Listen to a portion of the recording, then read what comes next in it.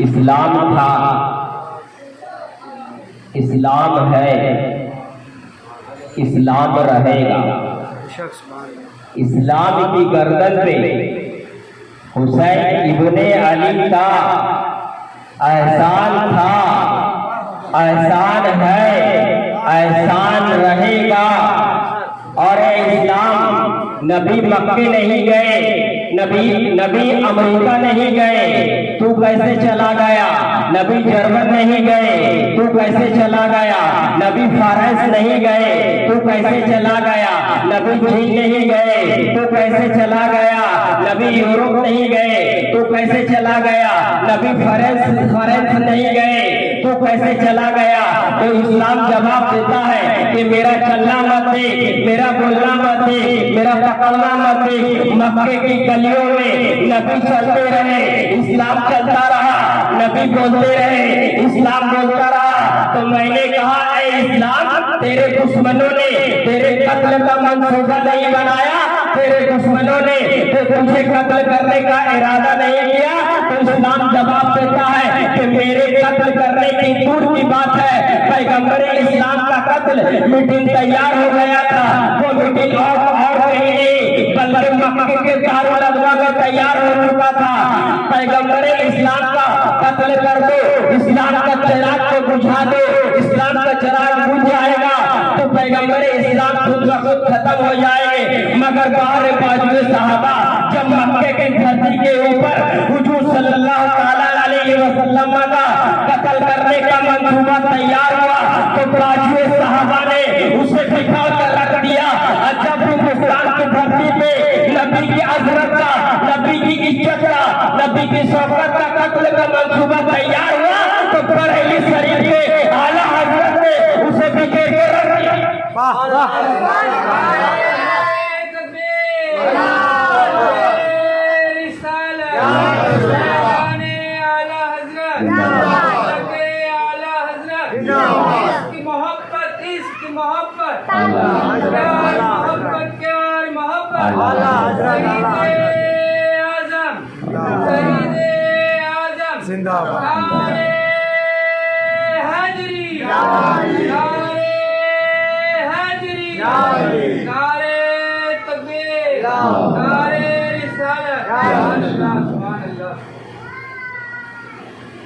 आला हजरत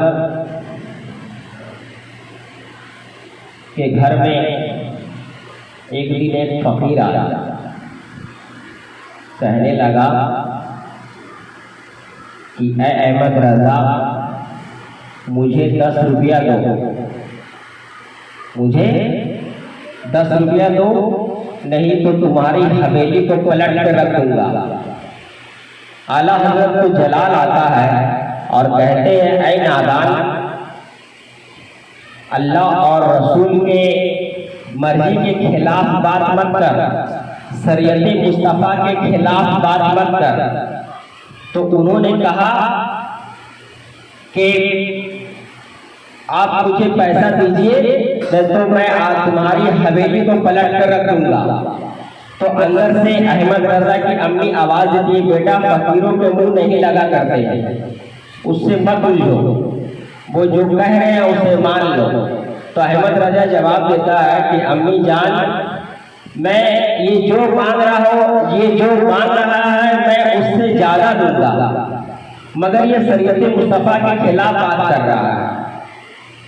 उसके बाद आपका एक लड़का जिनका नाम मुस्तफा रजा खान छत के ऊपर चढ़ा और पैर स्लिप करके जमीन के नीचे गिर गया। गिर जाने के बाद अहमद रजा की अम्मी कहने लगी कि बेटा मैं तुम्हें इसलिए मना कर रही थी कि फकीरों के मुंह नहीं लगते हैं। उसके बाद अहमद रजा ने कहा कि ऐ अम्मी जान, ये एक बेटे एक मुस्तफा रजा खान का बात है, परवरदिगार आलम मुझे हजारों हजार मुस्तफा खान दे दे तो मैं राहे खुदा में सबको शरीयत मुस्तफा में लुटा दूं। उसके बाद जो साहबजादे नीचे गिरे थे वो हाथ पैर झाड़ते हुए अपने वालिद मोहतरम के कदमों से लिपट जाते हैं और कहते हैं बाबा जान मुझे खराज तक नहीं आया, आला हजरत को जलाल आता है। जलाल आने के बाद आला हजरत क्या करते हैं, अपने पैर का जूती मुबारक उतार देते हैं। उतारने के बाद कहते हैं कि ऐ फकीर, तेरे अंदर इतना ताकत है तो मेरी जूती को पलट के देखा। उसके बाद वो फकीर ने क्या किया, एक हाथ का ताकत लगाया, नहीं पलट सका। दूसरी हाथ का ताकत लगाया, नहीं पलट सका।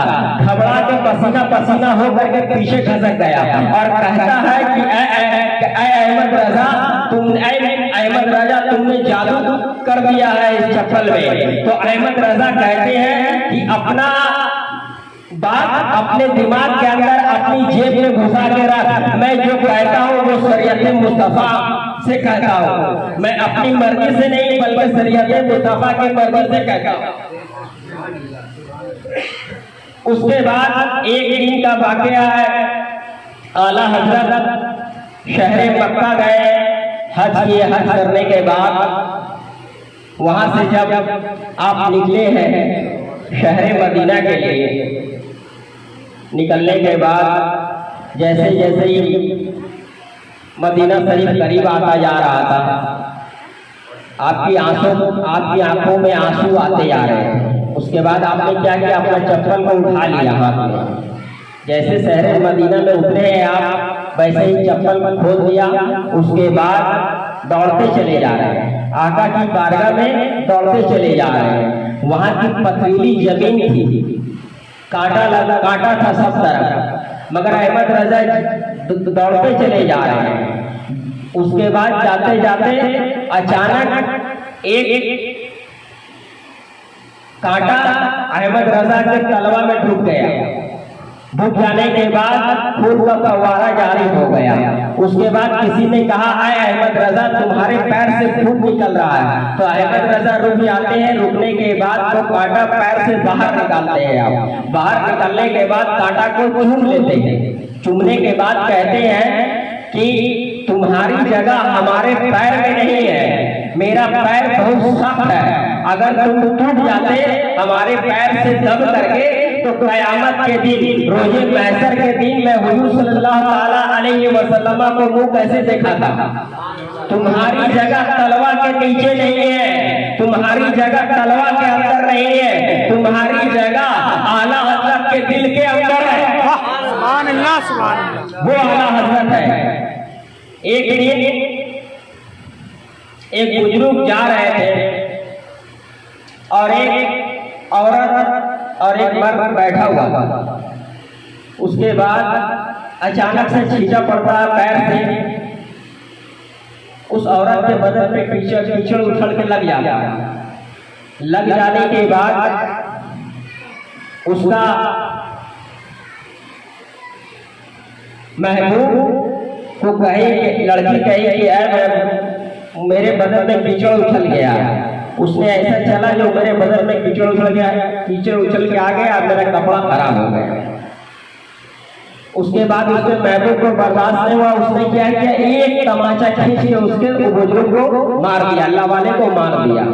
उसके बाद अल्लाह वाले ने कुछ नहीं किया, कुछ नहीं कहा, गर्दन झुका करके सीधे जा रहे हैं आप।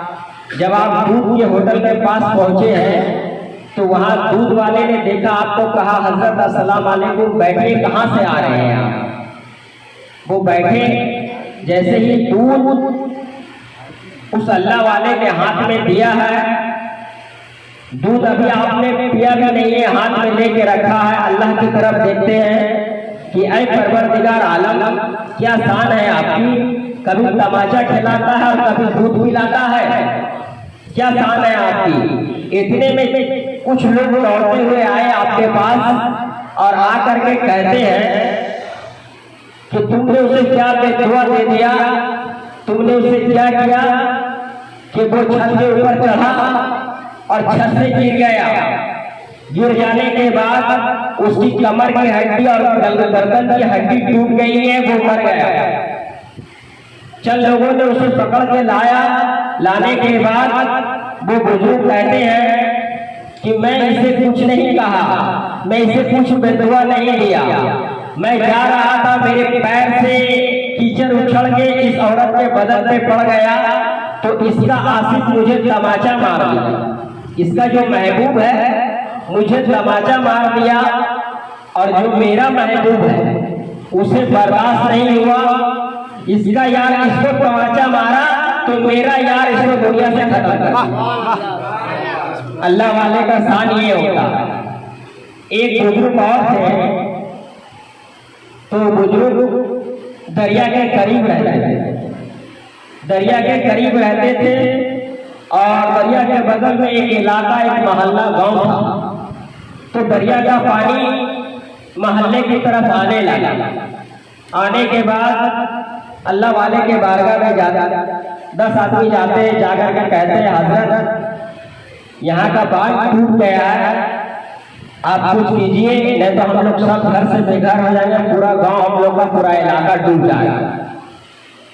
तो बोलते ठीक है चलो। जब जाते हैं, जाने के बाद देखते हैं कि बांध टूटा हुआ पानी आ रहा है, तो आपने क्या किया, और पानी आने का रास्ता बना दिया, और तेजी से पानी आने लगा।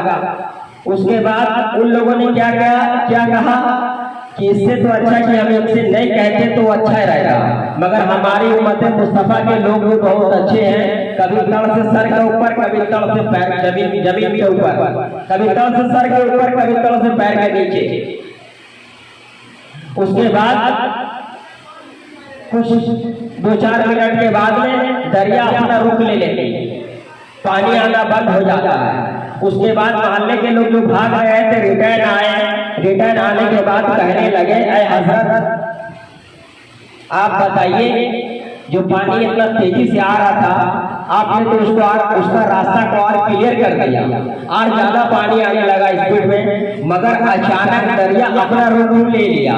तब उसके बाद वो कहते हैं हजरत कि परवरदिगार आलम से मैंने दुआ किया कि अगर आपकी मर्जी से इस इलाका में पानी घुस रहा है तो उस सामने मैं भी हाथ बटाऊंगा, और अगर ये पानी अपनी मर्जी से घुस रहा है तो परवरदिगार आलम मैं इसके लिए हाथ उठा के दुआ करता हूँ, इस पानी का, इस दरिया का रुख को दूसरी तरफ रवाना कर। उसके बाद समझ लिए वो इलाका डूबने से महफूज रह गया। आज देखिए गरीब नमाज के बारगाह में बहुत सारे लोग जाते हैं ना, बहुत सारे लोग यकीनत से जाते हैं, मगर गरीब नमाज जब तालीम पा रहे थे अपने उस्ताद से, हजरत उस्मान हारून रज़ियल्लाहु ताला अन्हु, हजरत उस्मान हारून रज़ियल्लाहु ताला अन्हु उनको तालीम दे रहे थे, दर्स दे रहे थे। उसके बाद हजरत उस्मान हारून रज़ियल्लाहु ताला अन्हु मोइन से फरमाते कि ऐ बेटा मोइन, जमीन के नीचे, जमीन पे देखो, जमीन पे देखा, फिर उसके बाद कहा है मोइन आसमान पे देखो, आसमान पे देखने लगे। फिर उसके बाद बोला क्या नजर आ रहा है, बोले आसमान पे देख रहा हूँ तो आसमान नजर आ रहा है, जमीन पे देख रहा हूँ तो जमीन नजर आ रहा है। तो कहे कुछ कुरान मुक़द्दस की तिलावत कर। उसके बाद कुछ कुरान मुक़द्दस की तिलावत करते हैं गरीब नमाज करने के बाद कहते हैं अब नजर उठा के देखो। तो जब नजर उठा करके देखते हैं तो कहते हैं कि मैं तहत सरा तक देख रहा हूँ। उसके बाद हजरत उस्मान हारून रज़ियल्लाहु ताला अन्हु इरशाद फरमाते हैं कि ऐ मोइन कुरान मुक़द्दस की तिलावत करो। कुरान मुक़द्दस की तिलावत करते हैं, करते करते उसके बाद उनके पीरों मुर्शिद इरशाद फरमाते हैं कि ऐ मोइन अब आसमान की तरफ नजर उठा करके देखो। जब मेरे आका जब गरीब नमाज आसमान की तरफ नजर उठा करके देखते हैं तो कहते हैं कि ऐ मेरे पीरों मुर्शिद, मेरे आपके कदमों पे मेरी जान कुर्बान है, मैं आपसे विलायत तक देख रहा हूँ। ये मोइनुद्दीन है, ये गरीब नमाज है। उसके बाद हजरत मोइनुद्दीन को हजरत उस्मान हारून रज़ियल्लाहु ताला अन्हु कहते हैं बेटा तुम्हें विलायत नसीब हो चुका है, अब शहरे मदीना चलो, उसके ऊपर इल्जाम लगवाना है। किससे लगाना है? हुजूर सल्लल्लाहु ताला अलैहि वसल्लम इस्लाम लगा देंगे। आप चले अपने पीरो मुर्शिद के साथ जाते जाते जब शहरे मदीना पहुंचे हैं, शहरे मदीना पहुंचे, पहुंचने के बाद आप सलाम किए, अस्सलाम वालेकुम या अय्युहन नबी। अंदर से जवाब आता है वालेकुम अस्सलाम ऐ मोइनुद्दीन कुतबिया। उसके बाद हजरत उस्मान फरमाते हैं, हजरत उस्मान हारूनी फरमाते हैं कि बेटा ऐ गरीब नवाज, तुम्हें आका की बारगाह से कुतबियत का डिग्री मिल गया है, कुतबियत का डिग्री मिल गया है। अब तुम यहीं रहो। वहां गरीब नवाज रह करके 2 साल तक दर्स लेते हैं। उसके बाद एक दिन मस्जिद नबवी में गरीब नवाज बैठे हैं, अंदर से आवाज आती है मुस्तफा के दर से। मुस्तफा आवाज देते हैं कि मोइनुद्दीन को भेज दो। एक खादिम आता है, कहता है कि इसमें से मोइनुद्दीन कौन है? कम से कम 10-12 इंसान खड़ा हो जाता है, कहता है मोइनुद्दीन मैं हूँ, मोइनुद्दीन मैं हूँ। फिर खादिम आका की बारगाह में जाता है, जाने के बाद कहता है कि आका इसमें से 10-12 मोइनुद्दीन है, आपको किसको चाहिए, किसको बुला रहे हैं आप? तो कहते हैं जो मोइनुद्दीन चिश्ती है, जो मोइनुद्दीन चिश्ती है उसको भेज दो मेरे पास। खादिम जाकर के मस्जिद नबवी में कहते हैं कि इसमें से जो मोइनुद्दीन चिश्ती है उसको आका बुला रहे हैं। मेरे मोइनुद्दीन वहां से उठते हैं और आका की बारगाह में जाते हैं। जहां मेवा शरीफ रखा हुआ है आका की बारगाह में, वहीं जाके रुक जाते हैं। आपका हिम्मत काम नहीं करता है कि मुस्तफा के दर के अंदर जाओ, आपका हिम्मत काम नहीं करता है कि मैं चला जाऊं। उसके बाद मेवा शरीफ पे खड़ा होने के बाद आका इरशाद फरमाते हैं ऐ मोइनुद्दीन रुक क्यों गए हो, अंदर चले आओ। उसके बाद मेरे आका जाते हैं, जितना पर्दा था सब हट गया। हट जाने के बाद हुजूर सल्लल्लाहु अलैहि वसल्लम अपने औलाद गरीब नवाज को सीने से लगा लेते थे। वाह वाह वाह वाह वाह। सीने से लगा करके कहते हैं बेटा मैं तुम्हें हिंदुस्तान तोहफे में दे रहा हूँ, हिंदुस्तान की बादशाहियत तुम करना। तुम हिंदुस्तान चले जाओ और हिंदुस्तान में इस्लाम का झंडा बुलंद करना। मेरे आका वहां से रवाना होते हैं। रवाना होने के बाद हिंदुस्तान तशरीफ लाते हैं। हिंदुस्तान में चारों तरफ गुमराही का माहौल था। उसके बाद चारों तरफ गुमराही का माहौल था। आपने दावत दिया है सबसे पहले, एक आपने इस्लाम का दावत सबसे पहले पृथ्वी चौहान को दिया, जो हिंदुस्तान का बादशाह था, हिंदुस्तान का राजा था। आपका जान का दुश्मन बन जाता है। बन जाने के बाद तरह तरह की आपको ऊपर तकलीफें पहुंचाना स्टार्ट करता है और कहता है कि ये न जाने फकीर कहां से आ गया है, जो धीरे धीरे हिंदुस्तान पे कब्जा करता चला जा रहा है। गरीब नवाज मैदान में इबादत कर रहे हैं, बैठे हुए हैं। उसमें उनके ऊंट भी बैठे हुआ, उनका ऊंट भी बैठा हुआ है। तो गरीब नवाज से उनका बादशाह का नौकर आके कहता है कि यहाँ उठो, यहाँ मेरे ऊंट बैठेंगे। तो गरीब नवाज इरशाद फरमाते ठीक है, उठ जाते हैं। उसके बाद उसका ऊंट बैठता है। बैठने के बाद हजारों हजार कोशिश करता है मगर ऊंट नहीं उठता। जो गरीब नवाज ऊंट को बैठा दिया तो ऊंट नहीं उठा। एक जानवर को गरीब नवाज बैठाया तो उसको बीजेपी का बाप दादा उठाने नहीं सका है। और हिंदुस्तान में चारों तरफ मुसलमान को मेरे गरीब नवाज ने बसाया है, उसको किस तरीका से निकालो। वाह वाह वाह वाह वाह।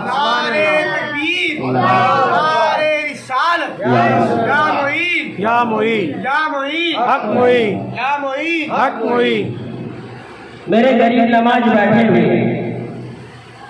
एक इंसान आया और आने के बाद एक मुरीद का कॉलर पकड़ लेता है। कॉलर पकड़ता है और कहता है कि हमारा पैसा दे। तो गरीब नमाज की नजरें नीचे थी, आप नजर उठा के देखते हैं, कहते क्या हुआ? तो वो इंसान कहता है कि इसने मेरा पैसा ले लिया है बहुत दिन से और मुझे दे नहीं रहा है, तो जिसकी वजह से मैं इसका कॉलर पकड़ा। तो गरीब नवाज कहते हैं इसका कॉलर छोड़ दीजिए आप। और जब मुरीद की तरफ देखते हैं तो मुरीद की आंख से आंसू का सैलाब जारी है। उसके बाद मुरीद से कहते हैं कि ये बात सच है? तो मुरीद ने कहा आका मुझ में पैसे इतने नहीं बचते जो मैं इसे दे दूं। 3 टाइम में 1 टाइम 2 टाइम खाता हूँ, बाकी का फाका कसी होता हमारे घर में, इस वजह से मैं पैसा इसे नहीं दे सकता हूँ। तो मेरे गरीब नमाज को जलाल आता है। जलाल आने के बाद आपने अपना कुर्ते में हाथ देते हैं, पॉकेट में हाथ देते हैं, वहां से दरियाए रहमत खुल जाता है, सोने का सिक्का निकलता है। उसके बाद उसको कहते हैं कि तुम्हारा जितना पैसा है ले लो। उसने क्या किया कि जितना उसका था वो भी लिया और उसके बाद उससे चंद सिक्का और भी ज्यादा ले लिया और ले जाने के बाद चला गया। चल जाने के बाद अब गरीब नमाज का जो मुरीद था उनको जहाँ जहाँ जाते थे, कितना लोग बैठे हुए थे उस दरबार में, जिसके सामने पढ़ते थे वो मुरीद का शर्म से गर्दन झुक जाता था। उसके बाद जो कॉलर पकड़ा था और पैसा ज्यादा लिया था, इसका जिस हाथ से कॉलर पकड़ा था उसका वो हाथ सूख जाता है। सूख जाने के बाद गरीब नवाज की बारगाह में आता है और आकर के कहता है कि ऐ गरीब नवाज, मैं तुम्हारा मेरा जितना पैसा था मैं उतना पैसा दे चुका था। उसके बाद मुझे पैसा देख करके लालच आया, मेरे दिल में ये ख्याल आया कि मैं ज्यादा ले लूं, मैं आपका पैसा ज्यादा ले लिया हूँ, इसीलिए हमारा हाथ सूख गया है। तो गरीब नवाज इरशाद फरमाते हैं कि हमारे दर पे गरीब भी आता है, अमीर भी आते हैं, मीडियम क्लास के लोग भी आते हैं, हर तरह के लोग आते हैं, मगर ये गरीब नमाज का दरबार है। यहाँ पर देख करके किसी को इनाम नहीं मिलता। यहाँ पर जो आता है लेते चला जाता है। तुम आए हो तुम ले लियो, मगर तुम्हारी हाथ जिस वजह से सूखा है, तो जिस वजह से सूखा है तुम जाके उससे माफी मांग लो। अगर वो माफ कर दिए तो हम माफ कर देंगे, मदीने का रसूल भी माफ कर देगा, परवरदिगार आलम भी माफ कर देगा। उसके बाद उसको खोजते हैं। खोजने के बाद देखते एक हुजूम लगा हुआ इंसान था।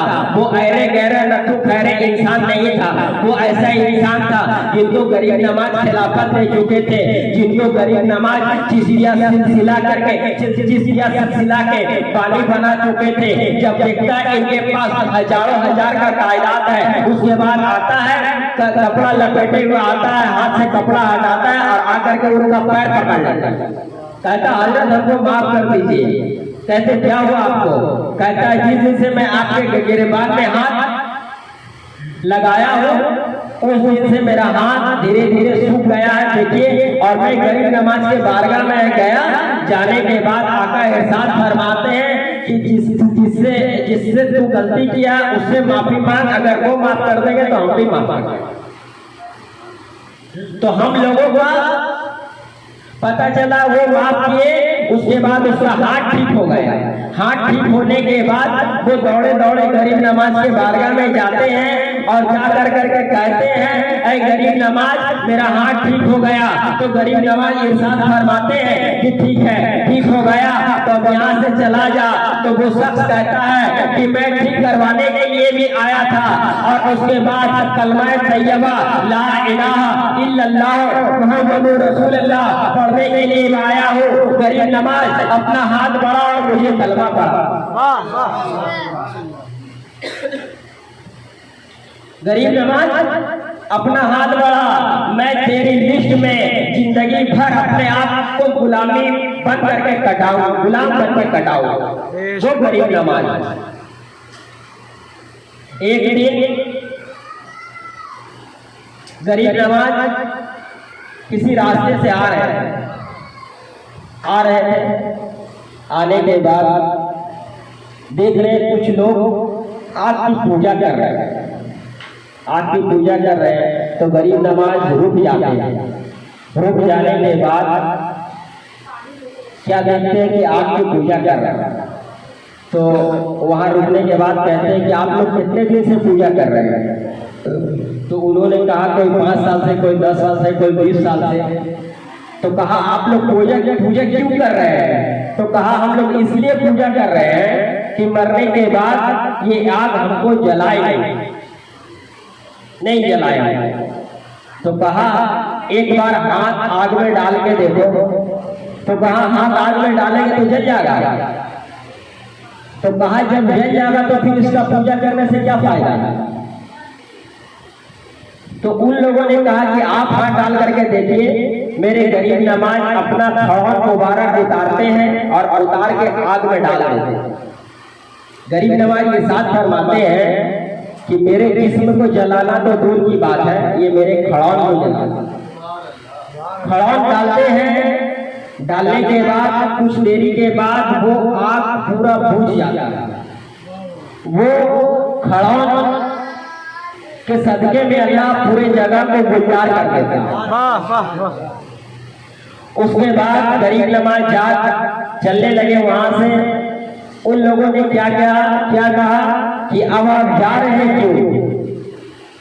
अब आका हाथ बढ़ाइए और मुझे कलमा पढ़ाइए और किसका इबादत करते हैं। गरीब नवाज से उन्होंने कहने लगा कि किसका इबादत करते हैं। तो मेरे गरीब नवाज इरशाद फरमाते हैं कि जिसने चांद को पैदा किया मैं उसका इबादत करता हूँ। जिसने सूरज को पैदा किया मैं उसका इबादत करता हूँ। जिसने जमीन को पैदा किया मैं उसका इबादत करता हूँ। जिसने आसमान को पैदा किया मैं उसका इबादत करता हूँ। जिसने पूरी कायनात को पैदा किया मैं उसका इबादत। वाह वाह, सुभान अल्लाह सुभान अल्लाह। ये है गरीब नवाज। एक मरतबा देखिए आजकल लोग गरीब को देने से बहुत कतराते हैं, बहुत कतराते हैं और नेक काम करने से बहुत पीछे रहते हैं। मगर परवरदिगार आलम का हुक्म है कि नेक काम करो और गरीब को समझो। गरीब को देने से माल में अल्लाह तबारक तआला बरकत दे देगा। किसी तरीका का मुसीबत अगर आता है तो वो रास्ता सही कट जाता है। मगर आज इंसान क्या करते हैं, गरीब को नहीं देते हैं, बल्कि मैंने तो ये अपनी नजरों से देखा है कि गरीब का छीन लेते हैं। गरीब का छीन लेते हैं, बेवाओं का हक छीन लेते हैं, मजदूरों का मजदूरी करा के हक नहीं देते हैं। मगर मेरे इमाम हसन शहर मदीना में उनका इंतकाल हो गया। उनका इंतकाल हो गया जब उनका कपड़ा को उनके बिरहान शरीफ को उतारा गया तो क्या देखते हैं मदीने वाले, क्या देखते हैं कि उनके पीठ के ऊपर में पूरा काला काला दाग है, कमर में काला काला दाग है। तो लोग कहने लगे कि मौलाए कायनात का औलाद है, हजरत फातिमा ज़हरा रज़ियल्लाहु ताला अन्हा का शहजादा है, इनके पीठ पे इनके कमर में काला काला दाग क्यों है। उसके बाद एक आशिक रसूल खड़ा हुआ जो आका हसन के साथ में रहता था। खड़ा हुआ कहता है कि जब पूरी दुनिया सो जाती थी तब आका हसन उठते थे और उठने के बाद अनाज की बोरी अपने पीठ के ऊपर लेकर करके गरीबों का कम से कम 100 घर ऐसा था कि सबको एक करके सबको पीठ पे बोरी रख करके खुद ब खुद पहुंचाते थे। और वह कहता था कि आका आप ये बोरी अनाज की बोरी मुझे दे दीजिए, मुझे लेके जाने दीजिए। मगर आका हसन फरमाते थे कि जब खिलाना मैं जाता हूँ तो पहुंचाना भी मैं जाता हूँ।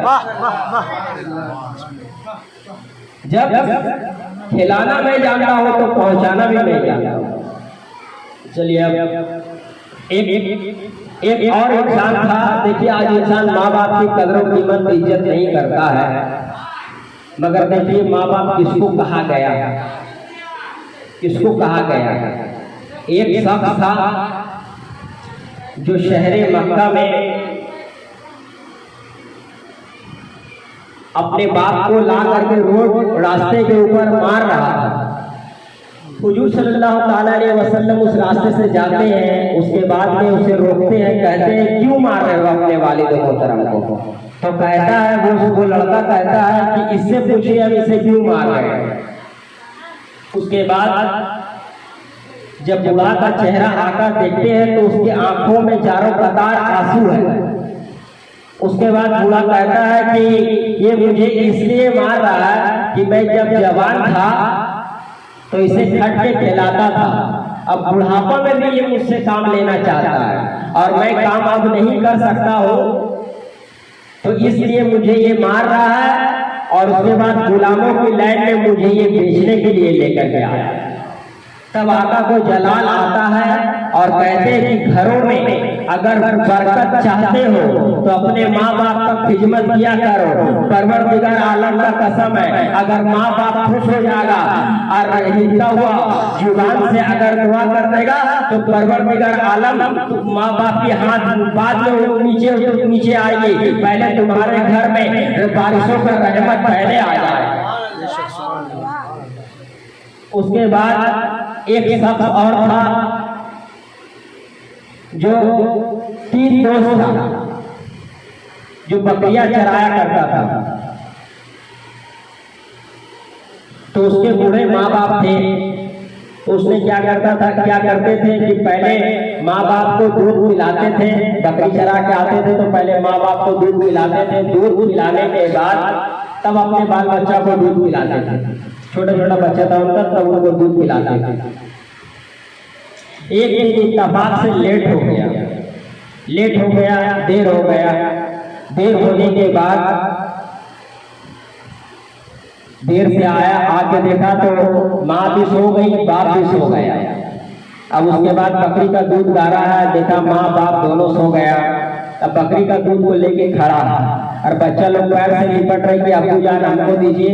तो क्या कहते कि जब तक का मैं अपने माँ बाप को नहीं खिलाऊंगा तब तक का मैं ये दूध किसी को नहीं दूंगा। उसके बाद जब सुबह के टाइम में आँख खुलता है, माँ बाप को पहले दूध पिलाते हैं, बाल बच्चा रोते रोते सो जाता, फिर बाल बच्चा को दूध उठा के खिलाते हैं। वही इंसान 3 इंसान बकरियां चलाने के लिए चला गया तो पहले गुफा था, एक पत्थर गिर जाता है, ऊपर से टकरता हुआ चला आता है, नीचे रास्ता जाम हो जाता है। रास्ता जाम होने के बाद उन लोगों ने कहा कि पत्थर तो हट नहीं रहा, हम लोग तीनों इंसान से इसको किसी तरह से हटाया जाए, मगर पत्थर हिल भी नहीं रहा तीनों से। इसी तरह से करते करते 3 दिन हो गया।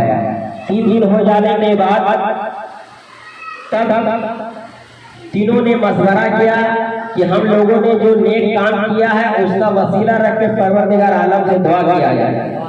तो 2 दोस्त दुआ करता है, पहले एक दिन दुआ किया, उसका दूसरे ने दुआ किया, पत्थर टस से मस नहीं हुआ।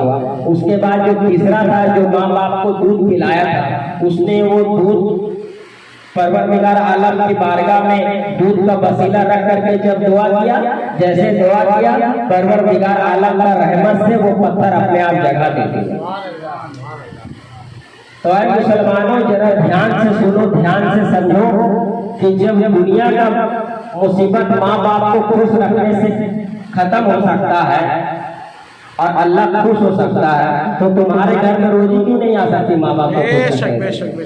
अगर नमाज पढ़ोगे माँ बाप नाराज है तो कभी कामयाबी नहीं मिलेगा। अगर माँ बाप खुश है, इबादत कम भी अगर करोगे तो रब की बारगाह में मकबूलियत का दर्जा रहता है।